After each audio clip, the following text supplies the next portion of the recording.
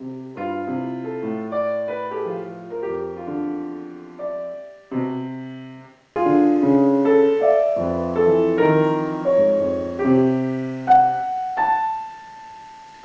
hello.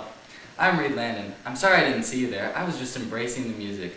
Kind of like one of my favorite African poets, Effie Newsome. You know, she was one of the first female African Americans to write poems and short stories for children. She made most of her poems during the height of the Harlem Renaissance and got them published by Langston Hughes in his publication called The Crisis. I hope you enjoyed this following presentation of an exclusive interview with Effie Newsome. Enjoy the presentation.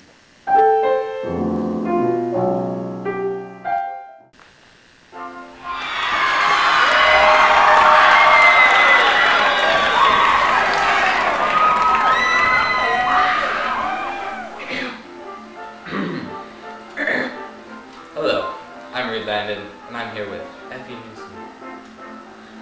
Effie, there's one thing I must ask you before we begin. Why isn't there anything about you on the internet? I don't know, Mr. Landon. You know, I think I'd be important enough to be on the internet. Oh, you poor thing. Who would force you to do such a thing? What a cruel task that is. You're telling me. Yes, I am. Why did you start writing poems and short stories? I don't know. It's just I thought children should be educated and be happy with what there is in the world, and involving nature is just a splendid thing, you know. Yes, it very is a good thing. It's all about the kids, isn't it? It is about the kids. I just love children. Yeah. Would you consider yourself a transcendentalist? Oh, I would, for sure. You know, when I was a kid, I would always be out in nature, you know, writing and sketching and all about nature. Yeah. That's wonderful. I know. What was your home life like when you were younger? It was, you know, it was pretty chill. You'd say chill, you know, it's one of your modern words these days, chill, but I use it all the time. Oh, really? Well, well, my father worked at the university, and you know, I had a pretty good education. Home life was pretty swell. Okay. Would you consider your father an influence on your writings? Yes, he was. You know, he helped me become educated, and he was a big influence in my life. He was always there for me. Mine too. Oh, that's swell. Okay. What is the favorite poem you wrote?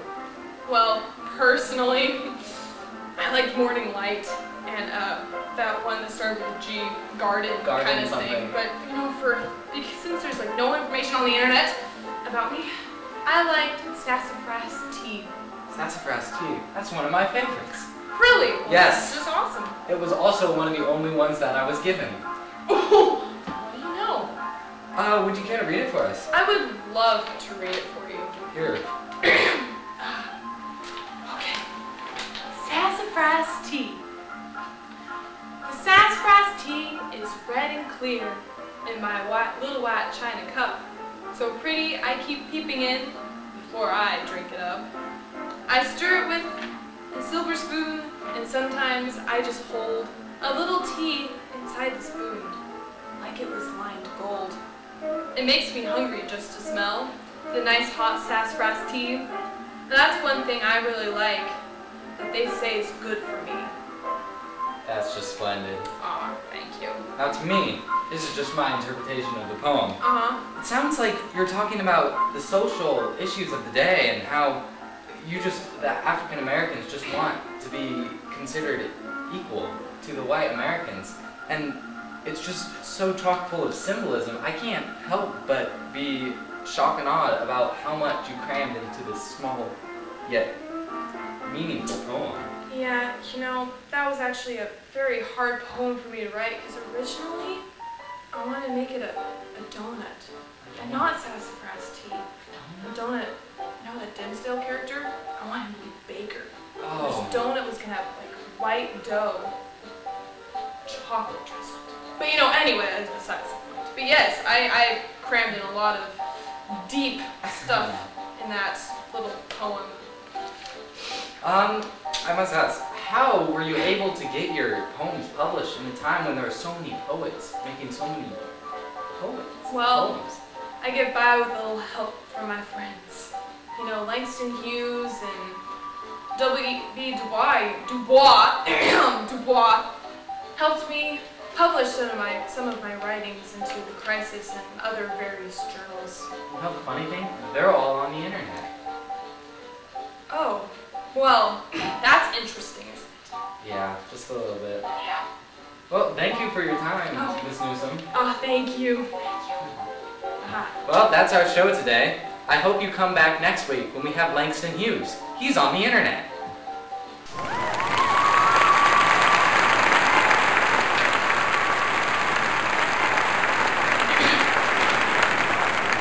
Hi. Welcome back to today's show. We brought back Effie Newsome. We just thought she was amazing on yesterday's show, so we brought her back to make up for her not being on the internet. Why, thank you, No. Mr. Landon. No problem.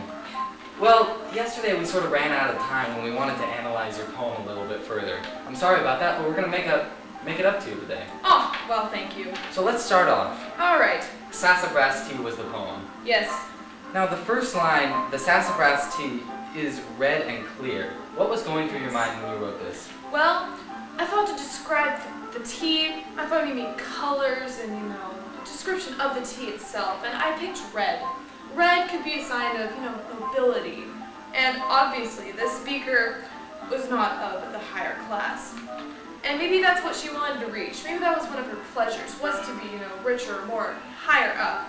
And I said red and clear. And I said clear because, I don't know, it could be reached.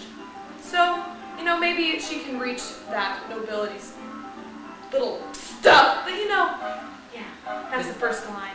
Is this sort of an homage to the social conditions of the day when so many people are stuck in the lower class trying to get to this equality, and especially African Americans at this time? I mean, were not considered equal under the law, that slavery, Yes. was abolished in the 1800s, but still, there's still racial prejudice going on. Is that related to this in any way? There is, and that leads to my second line. The white china cup. White could be, the sign of purity and such, but china is fragile. And that's what the African Americans wanted to achieve. And have it fragile, it can be easily shattered, and that made it tough for them. I see. Let's see, going down to the second stanza, first line. Mm-hmm. I stir it with a silver spoon. Now, silver spoons are commonly associated with rich people, but as you say, or someone gifted at birth. As you said earlier, this is not a person who is wealthy.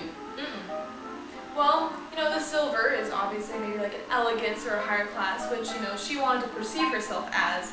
And silver also represented peace, which she is trying to find within herself. Okay. Well, then you go on later in that stanza to say, a little, and sometimes I just hold a little tea inside the spoon like it was lined with gold. Now, why the transition from silver to gold? Well, gold was, the inside of the spoon, she was looking at those pleasures, spoon at a time. And having it lined with gold could be gladdening the heart. So she's almost finding peace with herself. Oh, that's just wonderful. Now, there's one question I have for you. Mm-hmm. The last line of the poem, of the third stanza, that they say is good for me. Who is they? I think it's society. White and black. Excuse me, white and African American. Because, well, they say it's good to dream big, but maybe that's all we can do. Especially in this time of Yes. discrimination and things like that. Well, I'm being told we're almost out of time, so I'm going to thank you once again for coming onto the show. Oh, no problem, anytime. I don't get interviews often to go on the internet and stuff, so Yeah. free all the time. Who knows, you may see it on YouTube in a couple years. YouTube. Yeah. Awesome. Well, thanks. Next week, like I said, we're going to have Langston Hughes and a guy named Dimsdale. Not sure really what that's about. I guess he likes donuts or something. Well, tune in next week. I'll see you then. Oh, hello. You didn't sneak up on me this time. I was waiting for you. I really hope you enjoyed this presentation of an exclusive interview with Effie Lee Newsome, one of the most important poets and short story writers of the Harlem Renaissance. By the way, she was born in 1885. Well, I hope you come back, and I'll see you next time when we have another interview. I don't know who it'll be, but it'll be someone you've not seen on the internet. Okay, see you next time.